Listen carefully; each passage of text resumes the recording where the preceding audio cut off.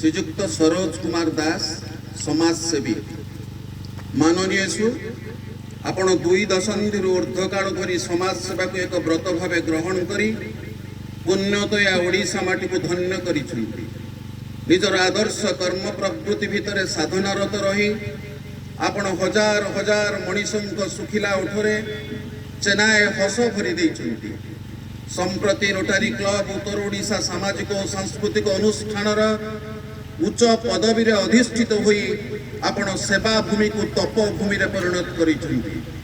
जेतेबेले आम समाज रु शिशु कन्या माने निखोज होबार लागिछंती ठीक सेतिकी बेले आपण कन्या अनमोल हे रो नारा देई आपणक मानविक मूल्यबोधर अनन्य परिचय प्रदान करिछंती।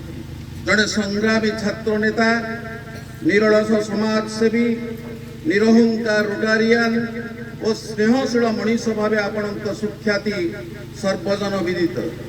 जीवनर प्रवहमान मुहूर्त को समाज सेवा क्षेत्र में नियोजित करी विगत 20 वर्ष ऊर्ध्वकाल धरी आपण जो कीर्तिमान स्थापन करिछंती ताहा आपणक स्मरणीय करी रखिबो।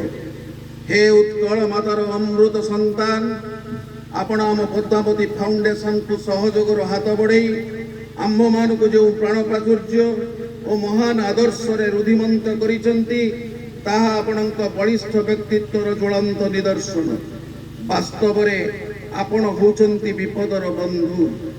आपण जळुथिबा एक जाजुल्यमान प्रदीप से प्रदीपर आलोक उद्भासित करू आम चेतना को जिज्ञासा बोध को और संभावनामय आसंता काली को। पूज्य पूजार परंपरा भित्तिरे आज आपण को एक नियारा उत्सव रे संवर्धित करी आमे सभी निजको धन्य मने करूछु।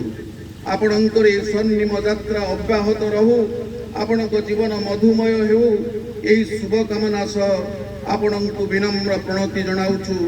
अभिवादन सह आपणकर सौजन्य मुग्ध पद्मावती फाउंडेशन परिवार।